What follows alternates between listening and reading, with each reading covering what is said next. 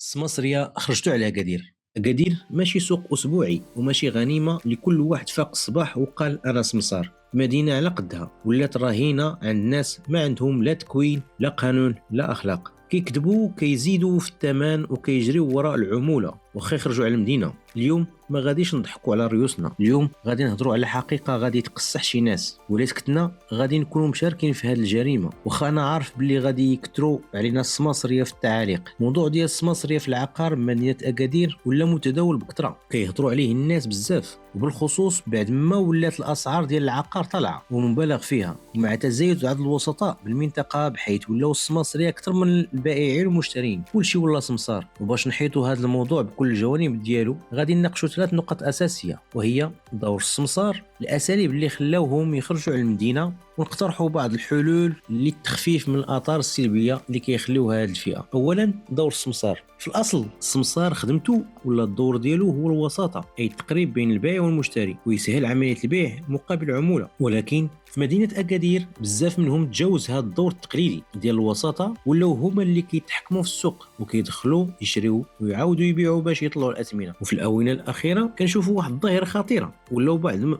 بغيناش نقولوا أغلبية المنتهين المهن القانونية كيلعبوا هذا الدور بحال الموثقين والعدول المحامون. ثانيا كيفاش خرجوا على السوق، كيشريوا عقار بثمن معقول وكيعرضوه مباشرة بثمن مضاعف، كيخلقوا واحد الطلب وهمي باش يبينوا بأن السوق عليه إقبال وكاين طلب، وكيستخدموا بعض الصفحات في مواقع التواصل الاجتماعي وكيعلنوا على طلبات وهميه باثمنه كيحددوها مسبقا، حتى وانهم كيطلعوها في احياء ويخفضوها في احياء اخرى. فمثلا بعض السماسريه عندهم شقق في حي الهدى وبغاو يبيعوهم ب 12,000 درهم للمتر، فكيقوموا بنشر طلبات وهميه للشراء عبر صفحات في مواقع التواصل الاجتماعي، وكيقولوا فيها بانهم باغيين يشريوا شقق بحي الهدى باثمنه ما تفوتش 13,000 درهم ولا 14,000 درهم. انت كمشتري محتمل ملي كتشوف دوك الاعلانات الكثيره المزيفه اللي الدور ديالهم كيوجهوا الناس حول ذاك الحي، فانت كذلك كتقول مع راسك هذا الحي مزيان عليه طلب كثير والناس باغيين يسكنوا فيه بهذا الثمن المرتفع. ملي كتقتنع بهذه الفكره فانت وقعتي في الفخ تاع السماسريه، وملي كيجي السمسار كيعرض عليك شقه 12,000 درهم متر، فالعقل الباطني ديال تاعك كيقتنع بان هذا الثمن همزه وما كتبقاش تفوض معاه على الثمن. واغلبيه السماسريه فهموا بان التكتل والعمل كمجموعات كيسهل عليهم اصطياد الضحيه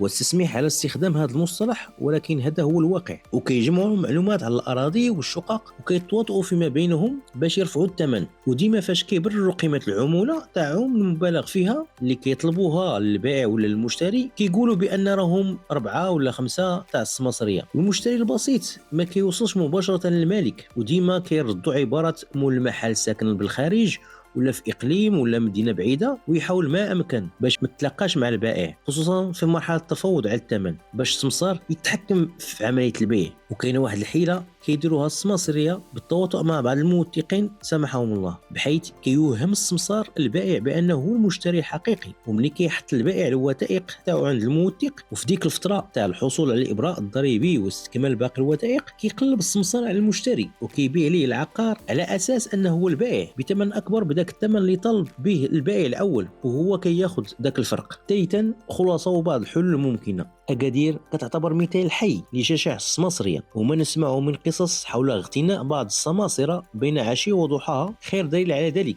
وكيشجع على السمسرة. وحيت دابا اللي بغى يدير الفلوس كيمشي للسمسارت، هذا الشيء اللي خلى الأثمنة كترتفع وما تتعكسش الواقع وحركية واقتصاد المنطقة ولا حتى القدرة الشرائية ولا العرض والطلب الطبيعي. لذلك كنقترح بعض الحلول للتخفيف من هذه الظاهرة: تنظيم المهنة قانونيا وتقييد ممارستها برخصة، تحديد الأتعاب بوضوح بحال نسبة 1% من ثمن البيع وما تفوتش في أقصى الحالات 2% من ثمن ديال البيع، توعية الناس باش ما يشريوش عبر السمسار المضارب ويحاولوا يوصلوا للمالك مباشرة، وخص تكون مراقبة ديال الدولة لهذه الفئة. وإلا بقى كل واحد كيسمي راسو سمسار وكيبيع ويشري بلا قانون بلا محاسبة، أكادير غادي تخسر جاذبيتها قبل ما نفيقوا. العقار خاصو ناس فاهمين القانون ومسؤولين، ماشي هي يجيب الشاري وخذ لا كوميسيون. إلا بغينا مدينة مزيانة واستثمار في المستوى خاصنا نوقفوا هذا العبث ونسميو الأمور بمسمياتها. وهذه القناة تخلقات باش نهضروا فيها بالحقيقة، لذلك ما تبخلوش علينا بتشجيعاتكم وآرائكم، وما تنساوش ديروا متابعة وبارطاج.